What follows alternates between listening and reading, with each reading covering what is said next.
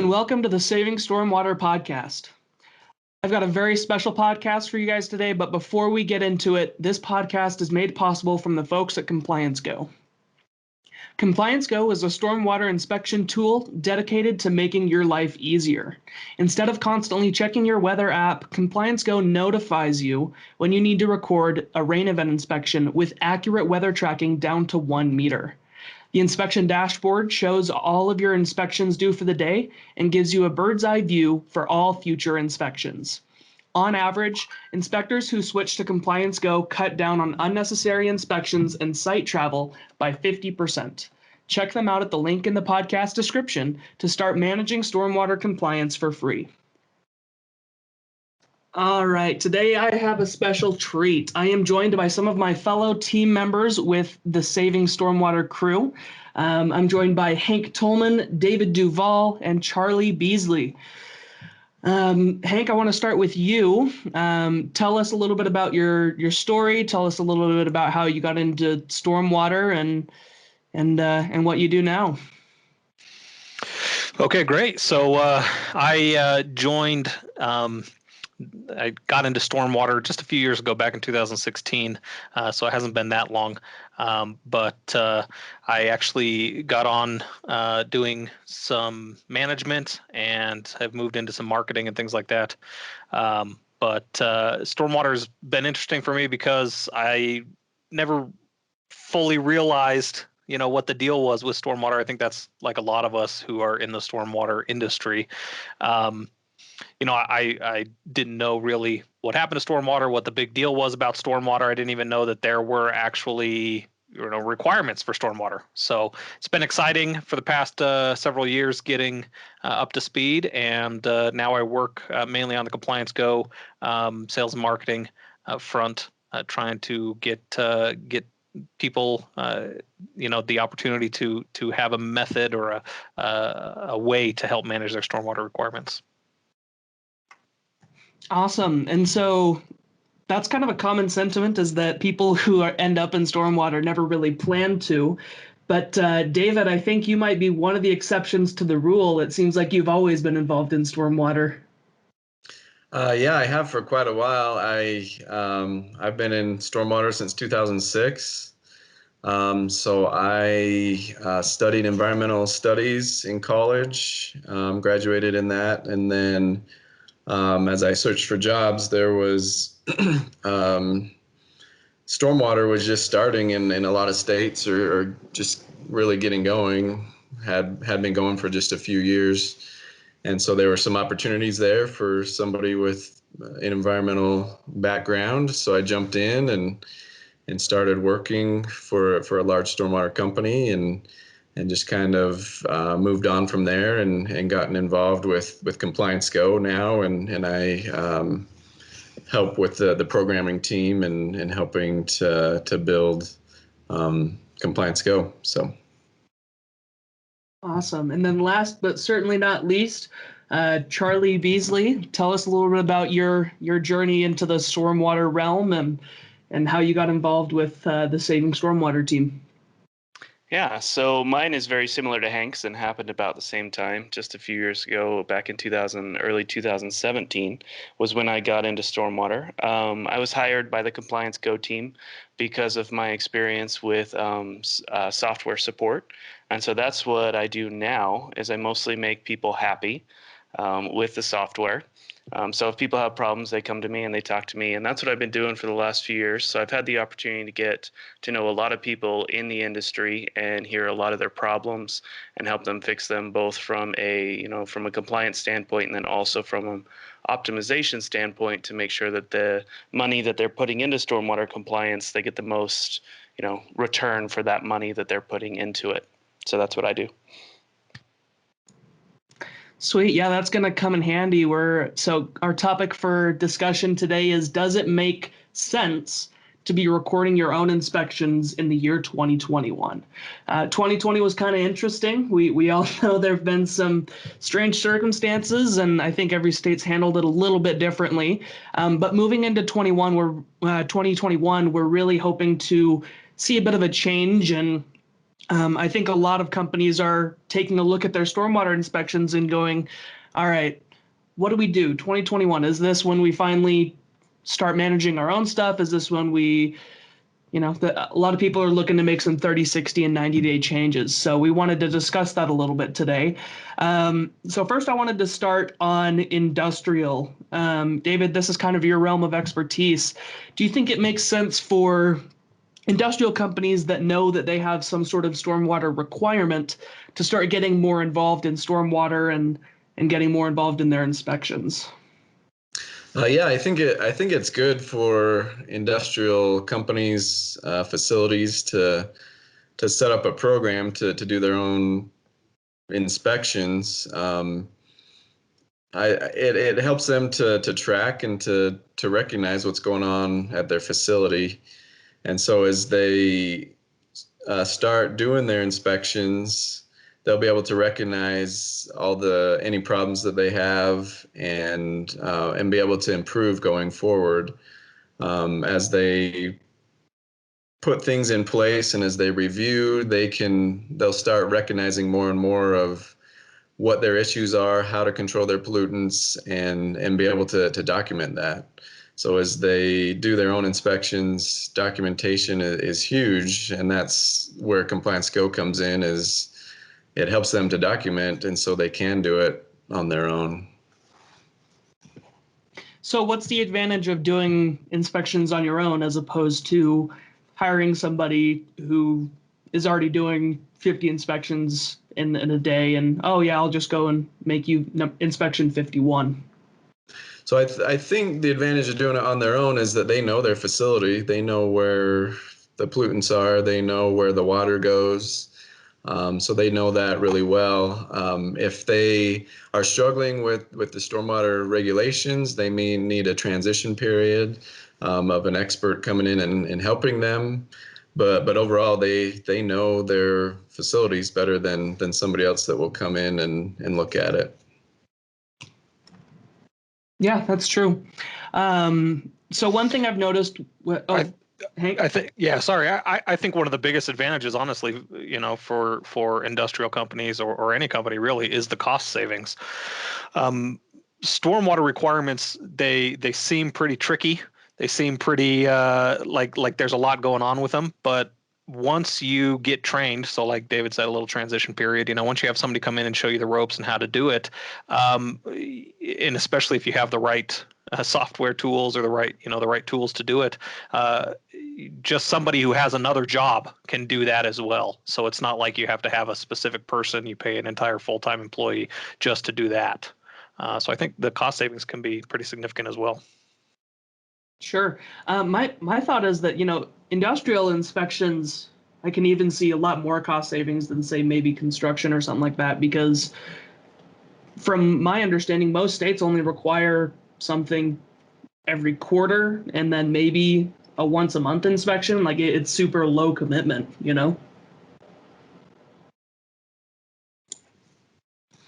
Yeah, a lot. It depends on their sector of whether it's quarterly or monthly.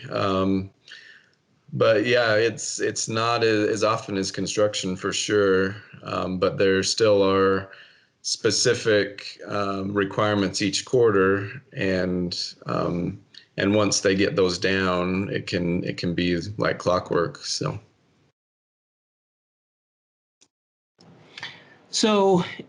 I'm glad we brought that up. So understanding there are differences between states and some places are required to do monthly, some places are required to do quarterly.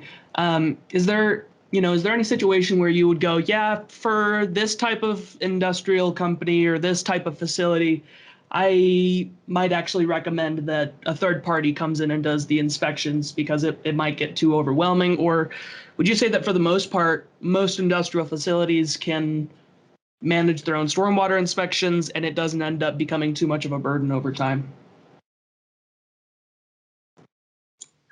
I think that most can do their own, as long as they learn the regulations, understand their SWIP, and are trained in identifying pollutants and potential of discharge. Then yeah, they can definitely do their own. Because once they get into complianceGO and start using that, it will remind them when things are due and help them to keep track of everything and marking off action items, doing sampling and different things like that. So that's similar between all industrial sectors. The biggest difference is mostly just timing and what they might be sampling for. Gotcha. So, I mean, if I've just been managing an industrial company or a couple of different sites for a little while, let's say I decide to jump into stormwater inspections and doing it myself in 2021, maybe to save a little bit of money from a third party I've had do it for a little while. How long do you think it takes me to have everything up and running?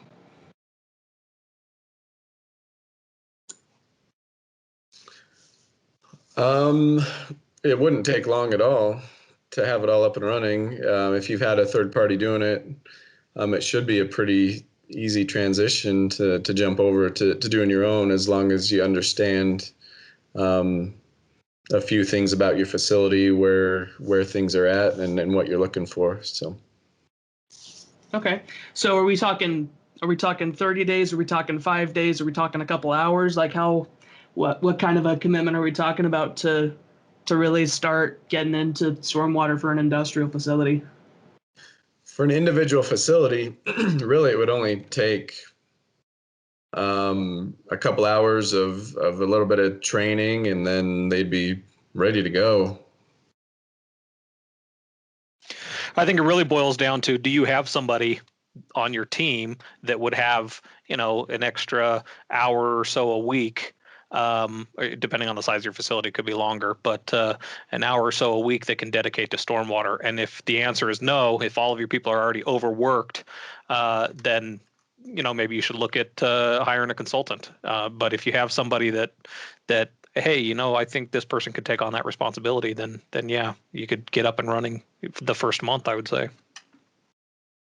Yeah, so just to add to that, having helped several people, several companies actually get going on their industrial inspections, even some very large companies, I support what Hank says. A lot of times, if you're a large company, they'll have one specific person that just helps one person at every facility get set up. And then the dedication of that one person who oversees everything is very high at the beginning. But even then, it usually doesn't take more than about 1 month, one inspection cycle, as it were, to really get people to understand, oh, okay, these are the things I'm looking for. This is the form I have. And so I know that if you're using complianceGO, it'll remind you of that system. So it can actually be, even for a very large company, rather low, as long as you have that one key person. Now, if you just have one facility, absolutely. I've helped people we've trained them for an hour, and then we've made sure they're set up in complianceGO, and then we never have to talk to them again because they're set up, they're ready, they know what they have to do. They get reminders every month and every quarter reminding them to do the inspections that they need to do, or before rain events if they have specific sampling requirements in regards to rain events. So yeah, it can actually be a very, very quick transition. The key thing, though, is to have somebody who knows what they're doing train the people who will actually be doing it. Kind of like Hank said, if you don't have that person, consider hiring a consultant just to train your people, kind of as a one-time or maybe even a recurring thing, and then have your own people actually implement the program.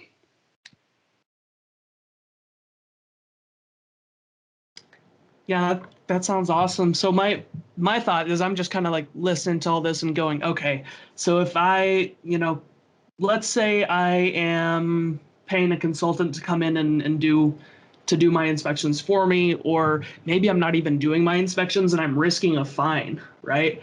What are let's talk a little bit more the fiscal benefits. Am I going to be getting any cost savings? I mean, let's say I haven't done inspections for the last 5 years and I haven't ever been touched. I'm small enough that, I get ignored for the most part. I probably don't really ever have any pollutions. Is there any benefit to me even doing stormwater inspections? Do do I just kind of risk it for a little bit longer, or maybe flip that conversation a little bit? Maybe I have somebody who's doing my inspections, but I'm considering maybe I can save a little bit of money by doing some of my own inspections. What do you anticipate, say someone's trying to decide between having somebody do their own inspections in 2021 or doing them themselves? Where do you see the most fiscal benefit for either of those individuals?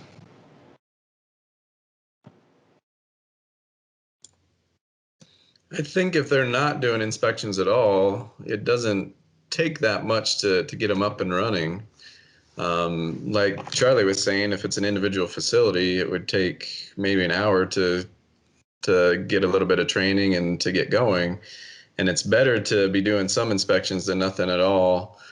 Just in case a regulator does show up at your facility. If you're unpermitted and a regulator shows up, there's going to be some huge fines. If you're permitted and a regulator shows up but you haven't been doing any inspections, then there's going to be some big fines.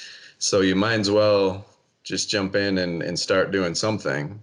And so that's the paperwork and the risk side. But then on the environmental side, it can also help with keeping your facility clean and having discharges from your facility. You'll start recognizing things. So I think that's a great point. Like like David was saying, you gotta do something. Otherwise, you're going to be in a lot of trouble. So if you're wondering, okay, well, do I have the resources to get up and running right now? Do I have whatever? Even if all you do is download the state form and go out and do your best, at least you're doing something. That's going to go better for you if somebody shows up on your site to regulate than if you didn't do anything at all. So I think, if somebody's thinking, hey, in 2021, should we do our own inspections, and they're coming from a place where they're not doing anything right now, yes, absolutely, get started. January, get started, do something. And just to build off what Hank was saying, on the EPA level, the EPA's strategy for when they look at fines is to actually make sure that they take in the amount it would have cost the permittee to actually comply with the regulations, and they take that into account to make sure that the fine is big enough that the fine is larger than if you the fine to the individual is larger than if they had just spent money being in compliance the whole time. That's their published strategy. You can look that up. That is public information. So if you're thinking that, oh, I'm not going to do inspections, I'm going to pay the fine and I'll be fine, I'll be okay, and I'll save money that way, the answer is actually you won't. The EPA will make sure that you actually end up paying more money for not being in compliance, for not doing anything, than if you had actually spent, like Hank was saying and like David was saying, just trying to do something, just doing your best, getting some training, and then going out there with a paper form and putting it in a file folder, whatever. That will, in the long run, be better for you. Another thing to be aware of is we talk a lot about regulators, but it is actually possible for private citizens, private groups to actually bring suit against this. This is against you if you're not in compliance. This is very popular in California. You have environmental law firms that will actually go and they will bring suit against people who are not following the regulations. So when you're looking at, if you're small and you're thinking, oh, the EPA, the state, they won't care about me, remember that it's not just the EPA and the state. Remember that you can actually you can be called basically on not complying by these third-party groups. And you can have a lot of fines associated with that, and then lawyer fees, of course, and a lot of things. I've talked to a lot of people who they're smaller companies, and they were flying under the radar until one of these groups came and got them, and then it was a nightmare. And they wish they would have just complied the whole time, because it would have been cheaper for them in the long run. Yeah, I love that you brought that up. I didn't actually know that was the EPA strategy. So that's I learn something new every day. So I do want to shift a little bit. We have talked a lot of industrial, and I just want to shift over to the construction side of private stormwater compliance, and maybe if we're lucky, we'll talk a little bit about public works and the the MS4 side of Stormwater. So I want to just kind of give the, wow, that didn't come out right. I want to give the same question that I had with industrial, but pose it for the construction industry. Do we think it makes sense to be recording your own inspections in 2021 if I haven't been recording inspections at all, and I don't even know what they are. I don't think that they're important. Or B, I've had somebody recording my inspections for me, and I'm looking to see if it's possible for me to save a little bit of my budget on, X amount of projects through 2021. Yeah, so I think that construction companies are a little bit different than industrial companies in that their requirements are kind of more frequent a lot of times. There's lots of places where they require daily logs to be done on stormwater. And so what you really have to look at is what's feasible for your company. Another thing is in a lot of places, I mean, let's say you're working in Nevada, you don't have to have a stormwater certification to be able to do the inspection. So in that case, I would say, hey, you don't have to be certified. You just have to know what the regulations are. Go ahead and do your own. But if you're in a place like California or some place that requires a certification, well, then now you're looking at taking the time to go to a class, taking the time to get a certification, the money that it's going to cost to go do a certification. And so it might be more beneficial to you to have somebody come in and do that, at least until you can make a plan for how you're going to how you're going to move forward with that. So it really depends on what you're doing and where you're at. If you have really good, we have lots of clients that do their own inspections that, they have each of their project managers on the sites certified and able to do their own inspections. And since those guys are out there every day anyway, it's not taken a lot away from them to be able to go ahead and do the inspections.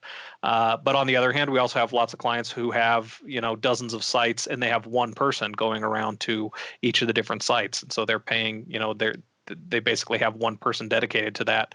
You have to kind of weigh the pros and cons of the costs and what's required. But honestly, I think it's a great idea for everybody to go ahead and get involved. Kind of like David was saying about the industrial stuff.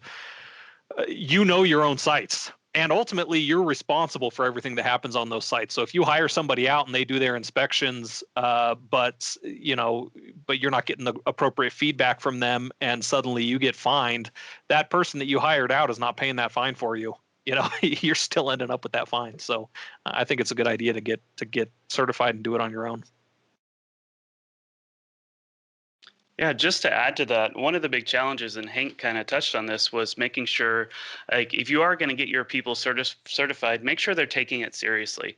That's the biggest reason we have seen that people do go with third-party consultants is they get their own people trained, they get it done. They get their own people trained, they get them the tools they need to get it done, but then they just don't do it.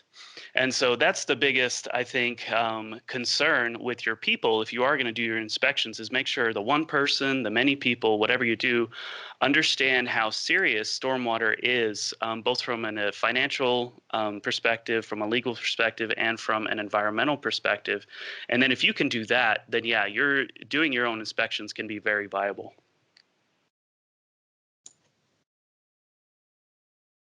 Yeah, they need to take it serious. So a lot of the companies that do their own inspections that we see that are successful, they have somebody overseeing it within the company for all of their sites, whether their site supers are doing the inspections or whether they have the one person going around and doing the inspections.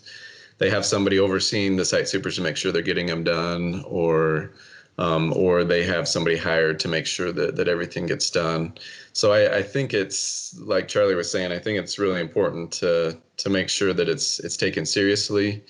And if that doesn't exist in the company or they don't have the time to take it seriously, I think time is the biggest constraint.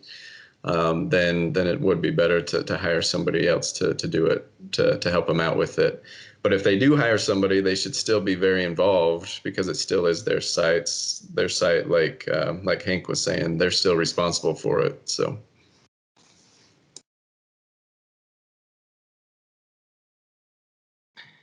Yeah, so that's a great point, and this is actually kind of the opposite of how I thought that this conversation would go. I thought that it would be because to me it seems like industrial pollution is a lot more common than say construction pollution, but I'm getting the sense that construction is taken not necessarily more seriously, but that the barrier to entry for a construction individual to start recording their own stormwater inspections is a bit higher than industrial.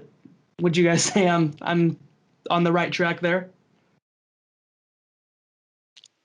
So I think part of it goes back to what David was just saying was the time. A lot changes on a construction site from day to day. There's a lot to keep up with, and like Hank was saying, the requirements for inspections are much more frequent, and you're going to have a lot more action items a lot of times on a construction site. They're also a lot more visible. Construction often happens in populated areas where you have a lot of people looking at your site, so you have a lot more motivation and a lot more stress to comply with the regulations because it's more visible, especially with depending on the industrial sector, but you can sometimes be quite a ways away and visited very infrequently by the common citizens, so you have a little bit more time, a little less pressure to comply with the regulations. So that's what I've seen a lot is just that pressure, and then just the constant changing nature of the construction makes it a little bit more difficult to keep up with.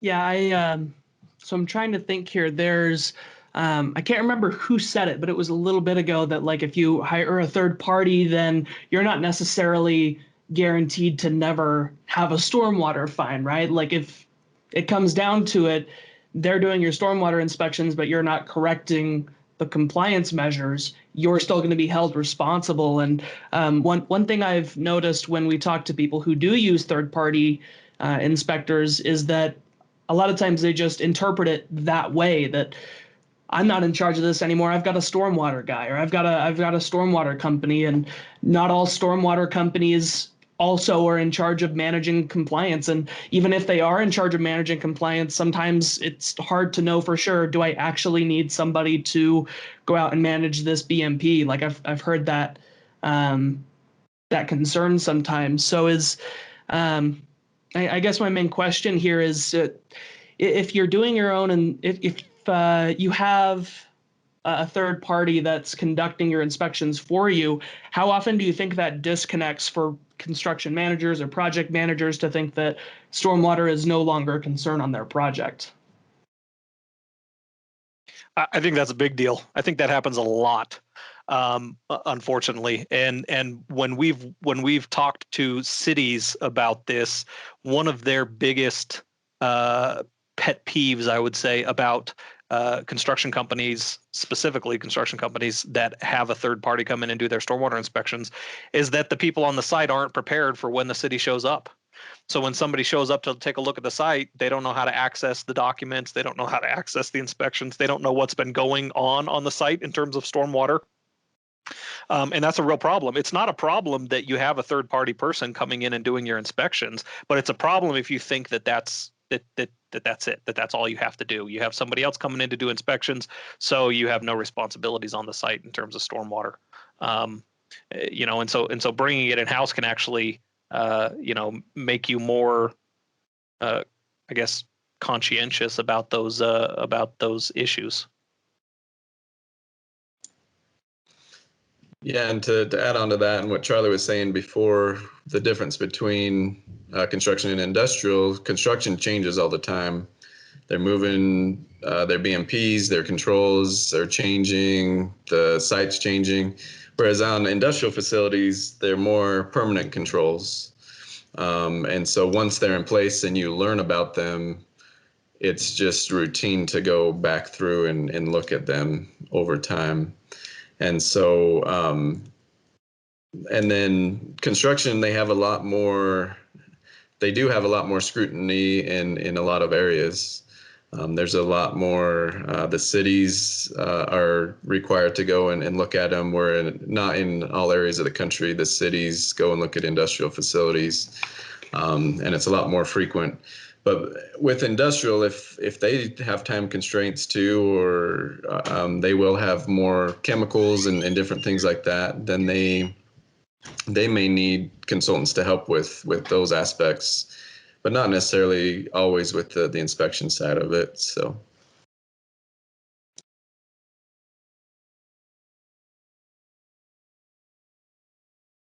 Yeah, I get what you're saying. So I think my last question, I've got two more things that we want to touch on before we take off for the day.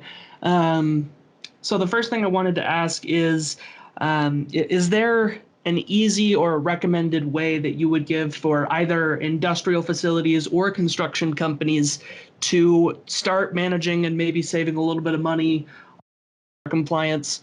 Or, is it just, we should mostly rely on a third party person because they're going to have the training, they're going to have the consistency, they're going to be able to take it over for us, and that's something that we don't want to have to be a question mark over 2021.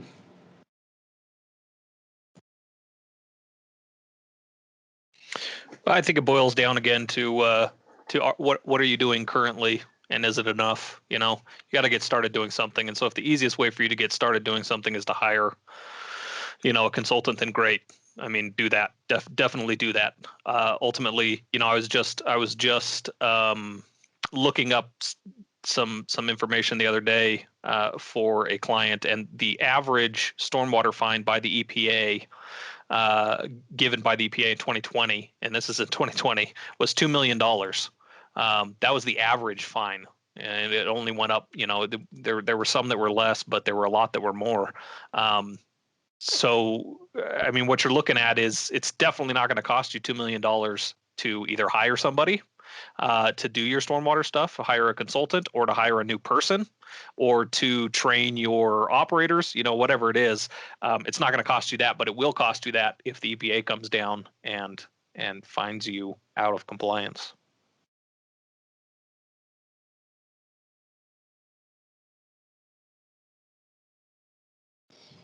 Sweet. I think that answers my question pretty well. All right. So the last thing that we usually do on this podcast is we ask if there's anything that you would like to leave our listeners with or our viewers with at the end of the podcast. Is there, if they only take away one thing from this entire episode, what is the one thing that you would want them to know? Well, for me, I would say, just following up on what I just said, do something, right? Get started. There are tools out there like complianceGO, for example, where you don't really have to know everything there is to know about stormwater, and you can get started doing inspections on your site. You can actually get started for free. You know what I mean? You'll have the form that you need. You'll have the weather monitoring that you need. You'll have the stuff. So find a tool. If you're not doing something, find a tool and get started. Just do something. Otherwise, you're really putting yourself at risk, and you don't want to do that. So get started and at least do something. Yeah, I would echo that. Just do something, and then look at your situation. If it's working for you, then keep going. If it's not, then try to find ways that you can improve it. Whether that's going in-house on your inspections, or whether that's working closer with your consultant, or whatever you're doing there. But I think ultimately it's what Hank said of just do something. If you're not doing anything, get started. Yeah, and same thing, just to reiterate, because I think we're all in agreement that is the biggest thing, is do something. There's a lot of information online that you can find. Stormwater does not need to be, either way you go, whether you do it in-house or whether you consult out, stormwater does not need to be a crippling cost to your company. There are ways that you can do it and comply in a reasonable manner. One thing, like Hank was saying about the fines, EPA fines are often much larger than any other fines you'll see. So be aware of that. But yeah, just look up things online. If you want to consult out, do it. Just examine what you've got. Start from where you are and do something, and you'll do a lot better. In our experience, if a regulator comes out and sees that you are doing something, they're in a much better mood than if you did nothing. That's not to say you won't get a fine, but chances are it'll be much smaller if you are doing at the very least the basics. And then you can work with them on that and improve and hopefully see those lower costs in the future. So I love it. And I just want to build off of that. The first thing you said there was, there's a lot of resources online. We've talked a lot about ComplianceGO, and, ComplianceGO is a great resource for getting people started on inspections and with the right forms and everything from day one. But even just doing a Google search of like, what are the Indiana or what are the California or what are the Florida or what are the Utah or the Idaho or Washington stormwater requirements for construction, right? That quick Google search actually gets you a lot closer to starting on your projects than I think most people realize. Stormwater seems to be this big deal from the outside, and if you know nothing about it, it seems like there's this massive barrier to entry. But if I could just kind of pull it all in, I think it's really easy to get started and to at least do something, right? I think it's a lot easier than a lot of people think it is, looking from the outside in. So, all right, I think that's going to be it for us today. Thank you for joining us on the Saving Stormwater podcast. This episode was a little different from previous episodes, so let us know. Do you like it? Do you not like it? And if you do enjoy the conversation we had today, what topics do you think we should cover next? What are some next conversations that you want us to discuss, or what are some things that you've had questions on in your own projects that you would like us to address, that you would like us to cover? And we've got over 100 years of stormwater inspection experience, between all of us here, and so that's really something we would like to help you out with. Thanks for listening, and thanks David, thanks Hank, thanks Charlie for joining us today. Thank you, Preston. Appreciate it. Thank you. yeah, thank you, Preston. All right, see you guys.